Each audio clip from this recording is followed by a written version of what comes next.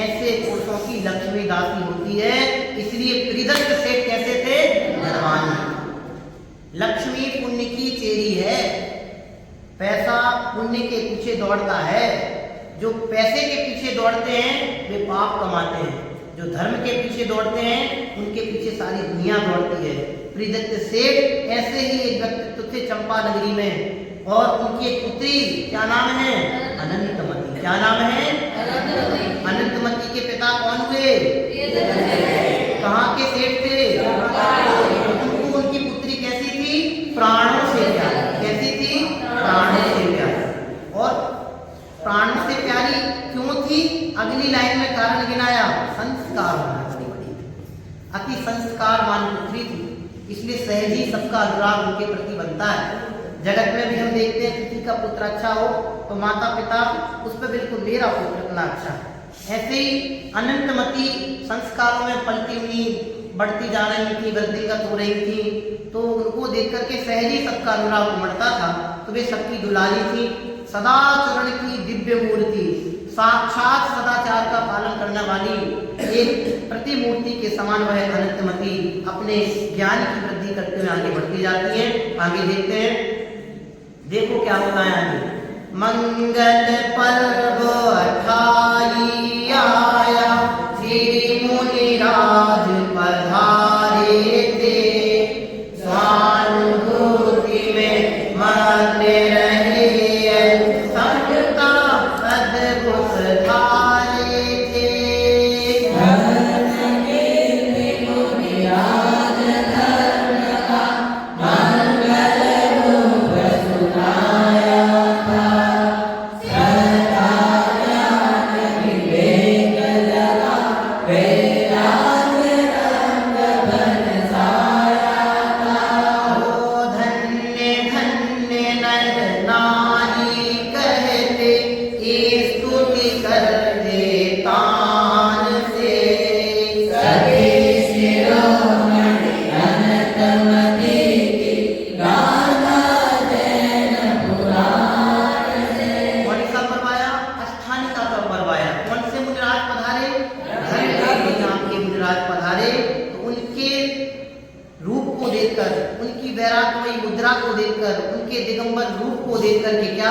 सबके हृदय में श्रद्धा, ज्ञान, वैराग्य, विवेक ये सब जागृत हुए, और इस तरह से सभी ने उन मुनिराजों के प्रति अपना अहोभाव, धन्यता, कृतज्ञता, भक्ति, बहुमान व्यक्त करते हुए उनकी खूब स्तुति, पूजन, भक्ति की। उन्हीं में से अनंतमती भी एक। अब आगे देखो क्या होता है। प्रिय दत्त सेठ ने धर्म पर्व में ब्रह्मचर्य का नियम लिया, सहज भाव से अनंतमती ने ब्रह्मचर्य स्वीकार किया। जब प्रसंग शादी का आया, बोली प्रिय क्या करते हो, ब्रह्मचर्य का नियम छुड़ा भोगों में भेंट करते हो। भोगों में सुख किसने पाया, व्यर्थ पते अज्ञान से। सदी शिरोमणि अनंतमती की गाथा देन पुराण से। क्या अष्टानिका का पर्व था, सभी ने वो धर्म कीर्ति मुनिराज चंपा नगरी में पधारे थे। सभी श्रावक श्राविकाओं ने उनके समक्ष पहुंच करके अपने श्रद्धा, ज्ञान, चरित्र को निर्मल बनाया, उनके समक्ष उनकी अपनी भक्ति प्रकट की। तो त्रिदत्त सेठ ने उन मुनिराज से प्रभावित होकर के अष्टानिका पर्व में ब्रह्मचर्य व्रत को पालन करने का नियम दिया। अब पिता को नियम लेता हुआ देख करके पुत्री ने भी सहज ही ब्रह्मचर्य की भावना भाई, तो उनको भी जब तक शादी नहीं होगी तब तक ब्रह्मचर्य पालन करने का उनके पिता ने नियम दिलवाया। लेकिन देखो अब यहाँ से पूरी कथा, पूरा कथानक विशेष प्रारंभ होता है कि धर्म कीर्ति मुनिराज से वो अनंतमती ब्रह्मचर्य व्रत पालन करने का नियम ले लेती है। लेकिन जब आगे चल करके धीरे धीरे उम्र होती जाती है, बढ़ती जाती है, बड़ी हो जाती है, विवाह योग पुत्री विमय हो जाती है तो वे कौन से सेठ? प्रियदत्त से अपनी पुत्री से विवाह का प्रस्ताव रखते हैं, विवाह के लिए प्रेरित करते हैं। तो वो क्या कर कहती है कि पिताजी आप क्या करते हो, आपने ही तो हमें नियम दिलाया था और आप ही मुझे विवाह के लिए प्रेरित करते हो।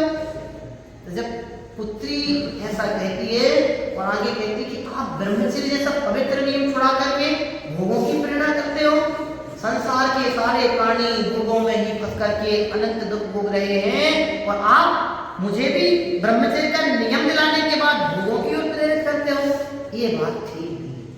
देखो ज्ञानियों का हृदय कितना पवित्र होता है, कितना निर्मल होता है। एक नियम बचपने में लिया और जो धर्म के प्रति समर्पित होते हैं वे बचपने में लिए नियम भी बचपन तक नहीं होते, जरा सी भी चूक नहीं करते, जरा से भी मार्ग से भटकते नहीं है। ऐसी सत्य अनंत मत। आगे देखो, व्रत को लेना और छोड़ना हंसी खेल का काम नहीं, भोगों के दुख प्रत्यक्ष दिखे अब तुम लेना नाम नहीं। एक विषयों में मरते हैं फिर भी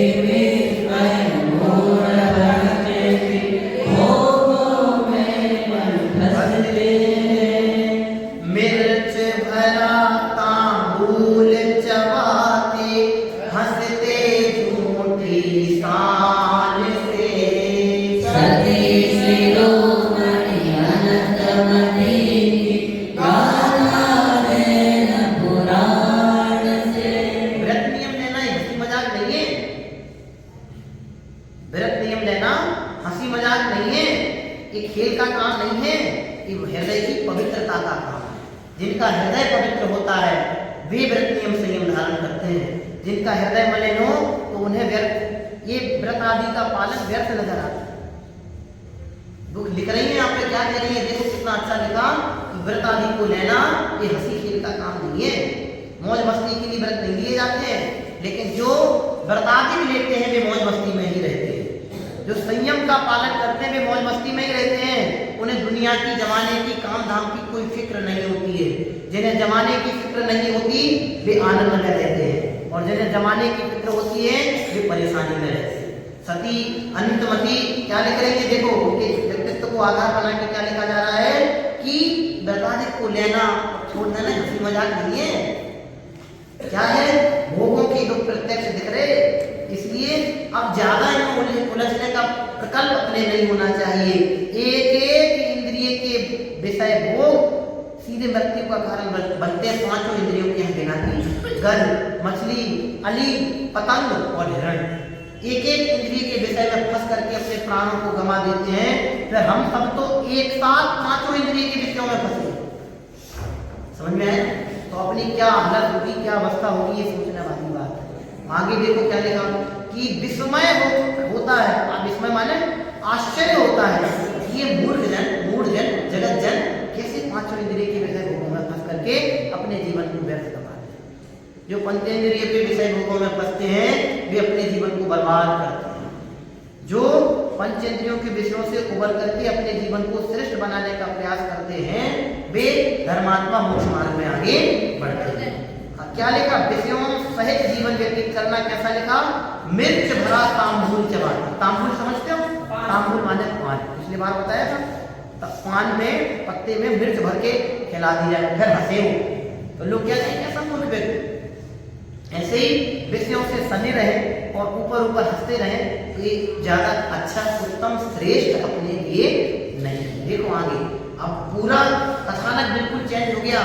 कहाँ विवाह का प्रस्ताव, कहाँ पिताजी विवाह के लिए प्रेरित कर रहे हैं, कहाँ उनकी पुत्री अपने संस्कारों की बात कह करके अपने नियम व्रत संयम की बात कह के पिताजी को रोक रही हो, ब्रह्मचर्य की मार्ग में ही रहने को ऐसी बात कह रही। आप कल्पना करके देखो, सामने परिदृश्य आप ला के देखो कि जिसका पिता अपनी पुत्री के लिए विवाह की अभिलाषा लगा के बैठा हो, वो पुत्री अपने पिता से ब्रह्मचर्य की भावना प्रकट करे तो उसके पिता के हृदय पर क्या बीतती है, आप कल्पना करके देखो। आगे देखो, चिंतामणि सम दुर्लभ भव नहीं में फंस जाने को, यह भव हमें प्रेरित करता निजानंद रस पाने को।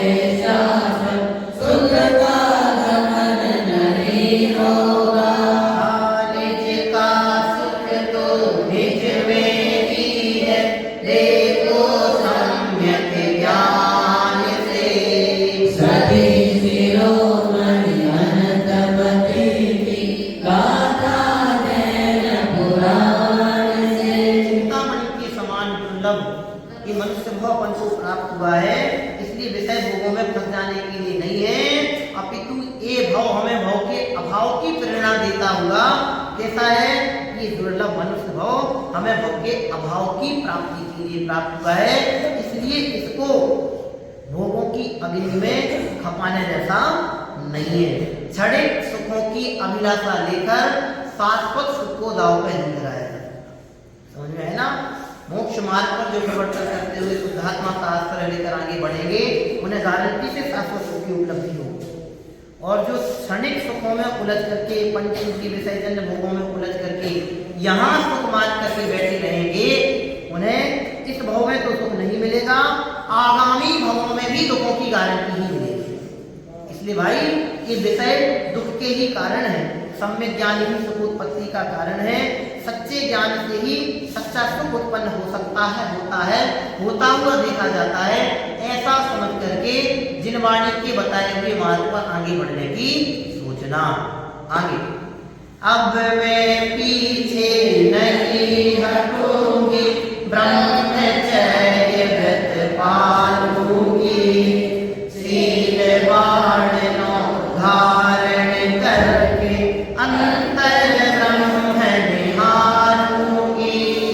नारी वाणी मुझको समझो, मैं भी तो प्रभु सम प्रभु हूँ, भय शंका का लेश न मुझ में, अनंत शक्तिधारी विभु हूँ।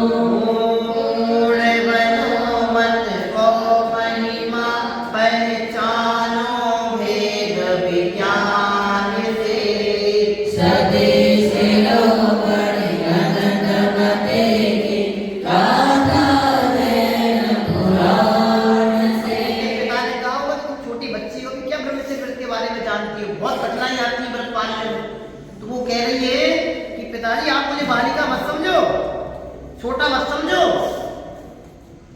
मैं तो ब्रह्म भाव को अंतर में देखा है, मैंने ब्रह्म भाव की पहचान की है, उस ब्रह्म भाव के आश्रय से ब्रह्मचर्य व्रत का पालन किया। मैंने ब्रह्म स्वभाव की पहचान की है, उस ब्रह्म स्वभाव के आश्रय से ब्रह्मचर्य का पालन करें।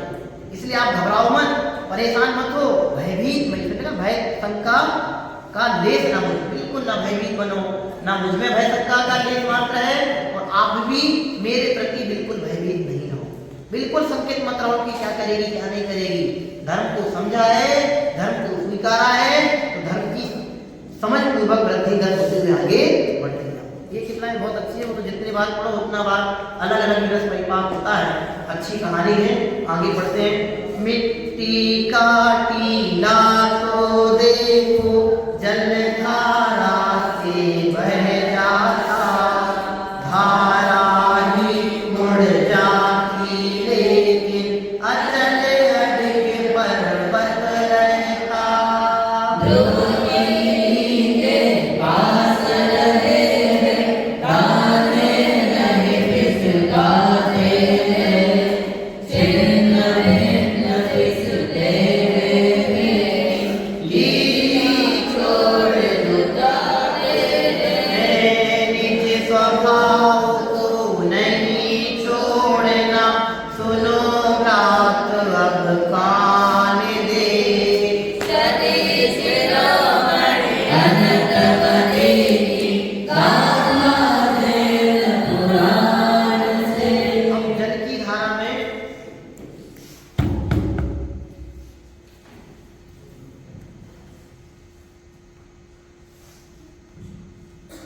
जल की धारा में मिट्टी के टीले तो क्या हो जाते हैं, बह जाते हैं, लेकिन अडिग पर्वत खड़ा रहता है, वो बह नहीं पाता।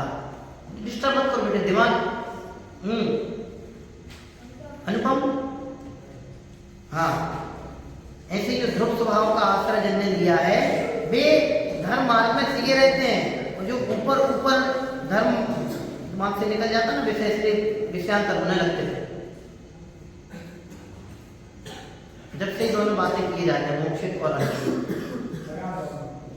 पूरा इतना अच्छा माहौल डिस्टर्ब कर देना बेटी, इतनी अच्छी बात चल रही, इतना पाप लगता है निर्वाण की प्रार्थना का, भैया सोच नहीं सकते। इतनी अच्छी कथा चल रही, इतनी अच्छे से पढ़ रहे सब बच्चे, तुम दोनों अपनी मस्ती में लगे, बहुत पाप लगता है, बहुत अभिनय का बहुत बड़ा पाप है। तो ध्रुव स्वभाव का आश्रय लेते हैं, जिसने अपने शुद्धात्मा की पहचान की, जिसने मैं जीव हूं ऐसा स्वीकार किया, उन्हें धर्म मार्ग से कोई नहीं छिड़ा पाता। जिनने समझा नहीं, वे आएंगे चले जाएंगे, भटक जाएंगे, उनका कोई एक आधार नहीं है। ऐसे यहाँ प्रेरणा देते कहे कथन किया जा रहा है कि निष्ठ भाव का आश्रय लेकर के ये जनवाणी के मन की बातें सुनो। कान दे मतलब कान निकाल के नहीं देना है, कान दे मतलब ध्यान से बातें सुनो, समझो, समझ करके स्वीकार करो, फिर निर्णय करके आगे बढ़ो। समझ में आया ना? आगे देखो। अनंतमती की दृढ़ता देखी माता पिता किसान हुए, आनंदित हो धर्म ज्ञान में वे सब ही लवलीन हुए।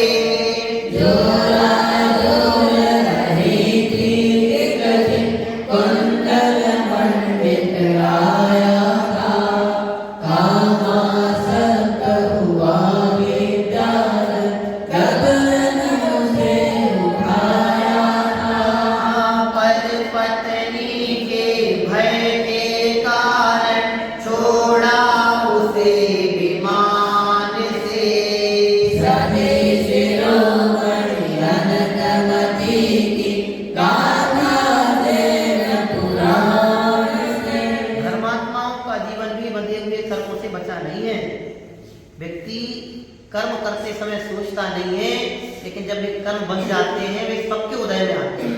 कर्म से बड़ा न्यायाधीश इस प्रकृति में दूसरा कोई नहीं है। धर्मात्माओं के जीवन में भी संकट आते हैं। देखो बहुत बड़ा टर्निंग पॉइंट, जब माता पिता ने अपनी पुत्री की धर्म मार्ग में ब्रह्मचर्य के मार्ग में दृढ़ता देखी तो उन्होंने फिर शादी की बात करना क्या कर दिया, बंद कर दिया। अब घर में वो अनंतमती रह रही है, माता पिता के साथ रह रही है, उद्यान में एक दिन ऐसी भ्रमण करते हुए झूला झूल। उसी समय कुंडल मंडित नाम का एक विद्याधर विमान से जा रहा था, उसकी दृष्टि अनंतमती पर पड़ी। अनंतमती के रूप लावण्य, उसकी सुंदरता को देख करके वह मुग्ध हो गया और उसने जबरदस्ती उस अनंतमती को उठा लिया। आप सोचो कि जिसकी उसने कभी कल्पना नहीं की होगी, जो धर्म मार्ग की इतनी आराधना में बिल्कुल दत्तचित्त एकाग्रचित होकर के बैठी है, अपने उद्यान में किसी से कोई लेना देना नहीं, धर्म मार्ग का पालन कर रही है, उस अनंतमती के जीवन में भी ऐसा संकट आया। कर्म के उदय किसी को नहीं छोड़ते, इसलिए बार बार बेटे आपको छोटी उम्र है, आपसे कहते हैं कि इस उम्र में यदि धर्म के संस्कार हमारे जीवन में आ गए तो फिर आप जीवन भर कभी भी परेशानी में नहीं रहेंगे। और आज धर्म के संस्कार हमारे हृदय में नहीं आ पाए, आज हम धर्म का स्वरूप नहीं समझ पाए, आज हम सच्चे देवसात गुरु के बारे में नहीं जान पाए, तो आने वाले समय में कोई बताने वाला नहीं। यहाँ लिख रहे कि वो विद्याधर आया, उसने क्या बिगाड़ा था, लेकिन पूर्व का कोई कर्म का उदय होगा, ऐसा बंद हुआ होगा, उदय में आया, उसकी नजर पड़ी और उसका हरण कर दिया। अब और ले गया, यहाँ तक तो ठीक, क्या किया, पर पत्नी के भय के कारण छोड़ा उसी विमान से।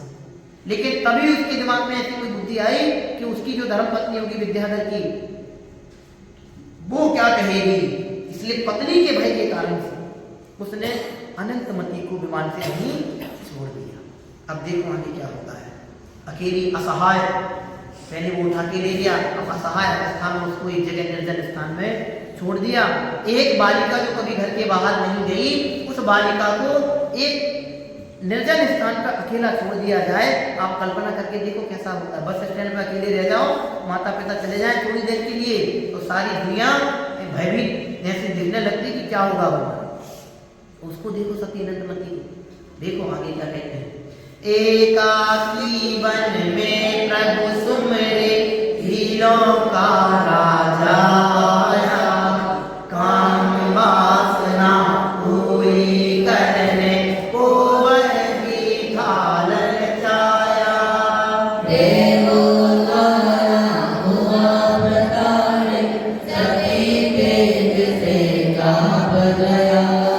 पुष्पक प्रभारी गोपी उसने वेश्या को बेच दिया।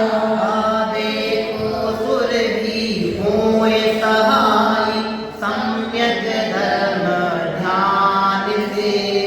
सती शिरोमणि अनंतमती की गाथा दैन पुराण से। धर्मात्माओं को उपसर्ग आते हैं, मुनिराजों के ऊपर भी उपसर्ग आए, लेकिन वे धर्म मार्ग से चिगे नहीं। सती अनंतमती व्रत संयम का अपना यथायुग पालन जो कर रही थी, उनके ऊपर भी 4 पंक्तियों में कितना बड़ा उपसर्ग गिनाया। विद्याधर राजा लेके चला गया, पत्नी के भय के कारण निर्जन वन में छोड़ दिया।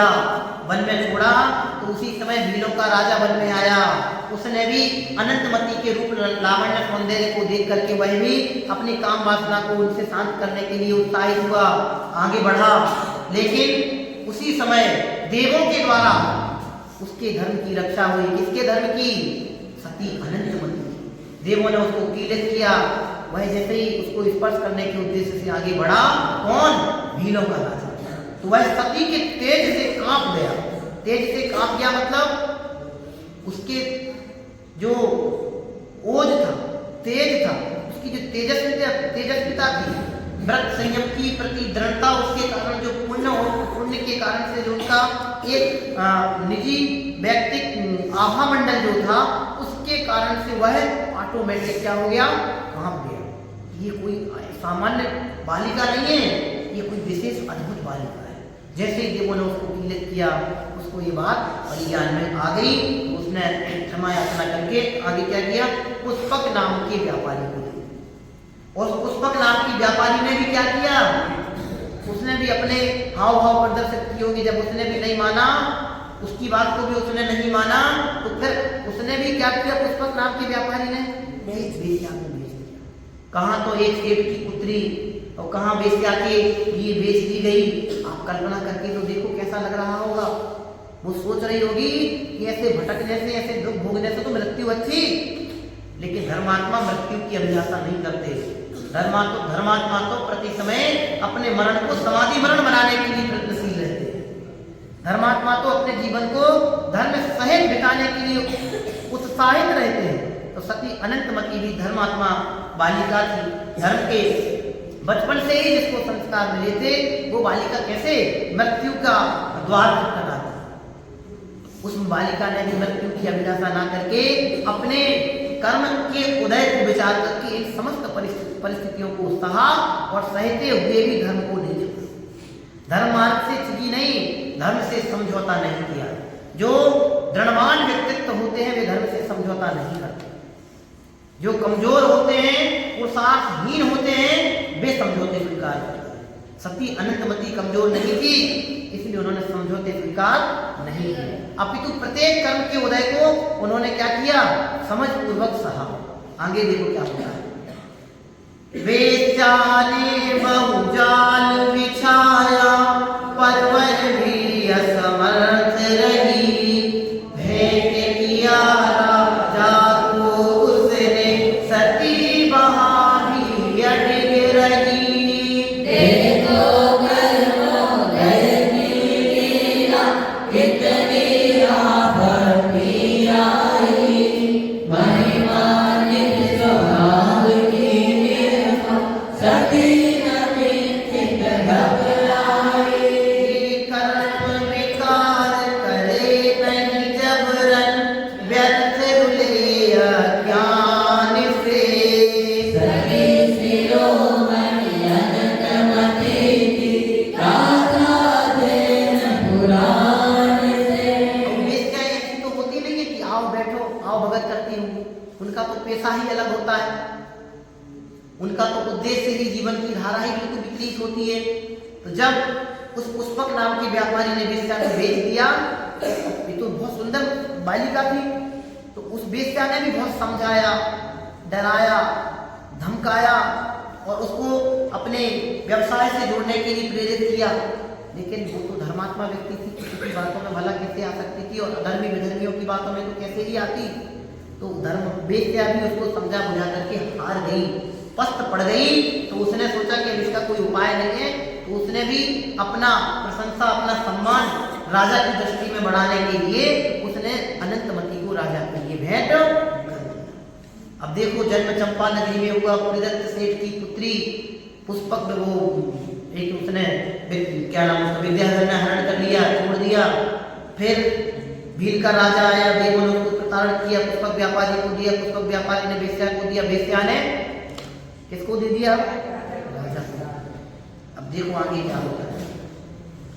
निकल संकटों से फिर पहुंची पद्मश्री हारिका के पास, निज स्वभाव साधन करने का मन में था पूर्व उल्लास। उदर दुखी प्रियदत्त मोहवश यही अयोध्या में आए, विदुरी निज पुत्री को पाकर मन में अति हर्षाए।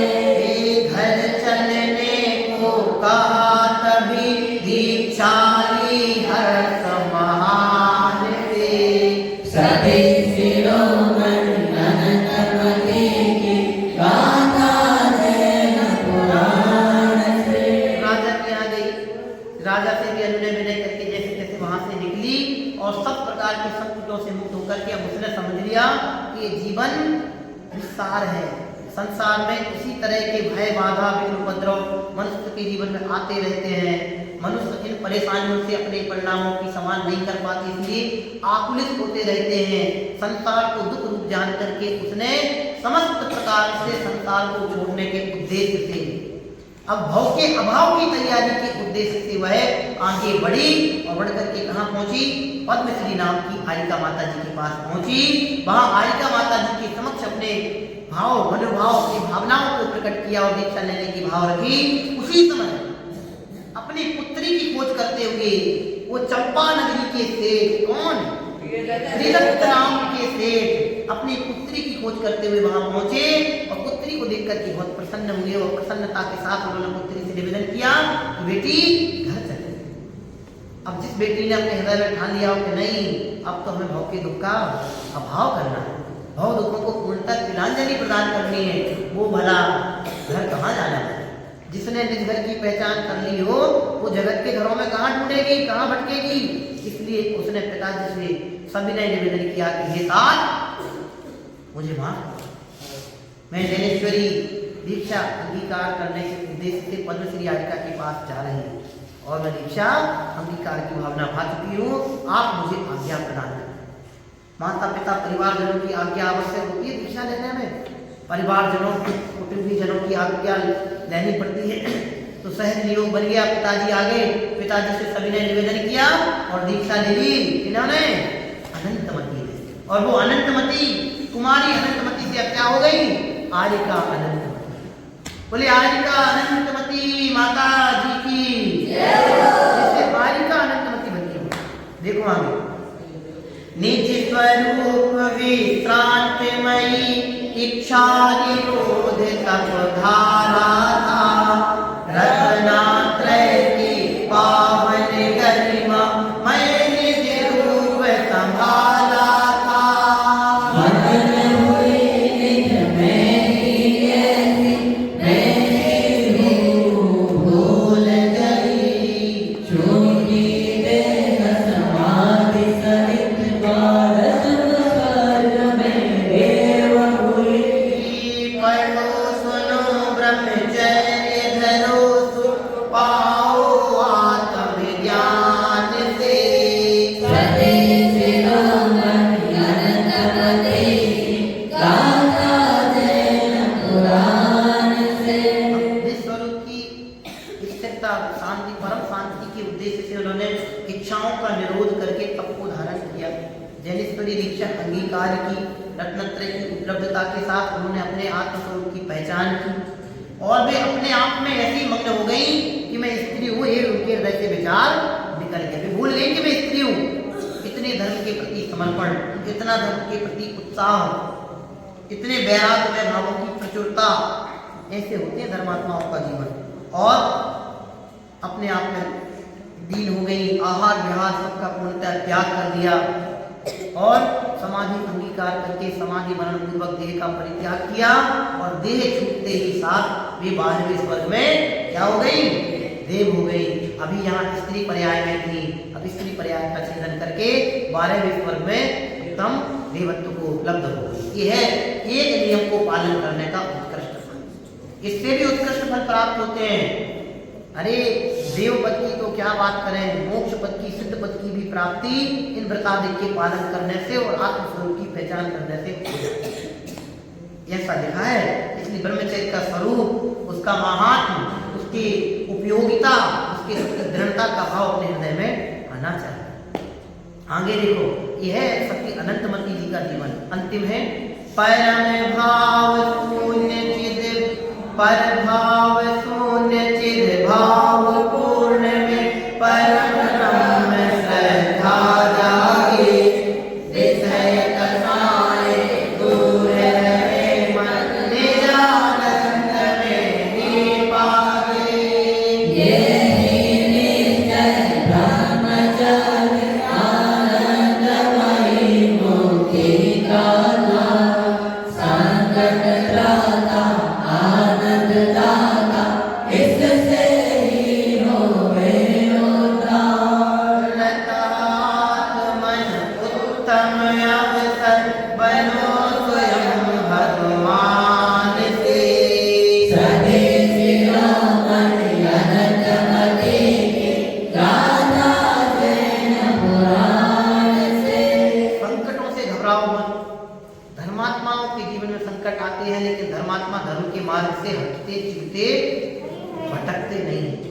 इसलिए धर्म के प्रति अपने जीवन को समर्पित करो, धर्म के मार्ग में अपने आप को उत्साहित बनाओ। मनुष्य पर्याय बड़े दुर्लभता से अपने को प्राप्त हुई है, इसलिए इस दुर्लभ पर्याय में दुर्लभ धर्म का पालन बुद्धि पूर्वक करना चाहिए। उम्र से छोटे हो सकते हैं, ज्ञान से छोटे नहीं। ज्ञान हमारा आपका सिद्धों का सबका एक जैसा है, इसलिए अपने प्राप्त ज्ञान का पूर्णतः सदुपयोग करना हमारी जिम्मेदारी है। इस जिम्मेदारी का पालन करके हम धर्म के मार्ग में आगे बढ़ेंगे तो ये मनुष्य भाव की जीत होगी, ये नरभाव की हार नहीं होगी। सती अनंतमती जी ने अपने मनुष्य जीवन को सार्थक किया, व्रत का पालन करके, धर्म का स्वरूप समझ के, समाधि पूर्वक मरण करके अपने दुर्लभ भाव को और उत्तम बनाने का प्रयास किया और ऐसे श्रेष्ठतम पद की प्राप्ति की। हम सब भी धर्म का स्वरूप समझ करके अपने जीवन को धर्ममय बनाने का प्रयास करेंगे तो इन पुराण पुरुषों का जीवन पढ़ करके हमारे जीवन में भी कुछ विशेष भाव प्रकट हो।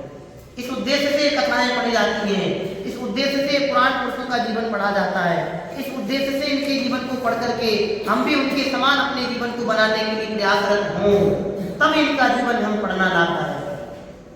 रोना धोना, संकटों का आना, ये तो संसार का स्वरूप है। इनमें अपने आप को उलझाना नहीं, धर्म का स्वरूप समझ करके धर्म के मार्ग में आगे बढ़ने का प्रयास करें।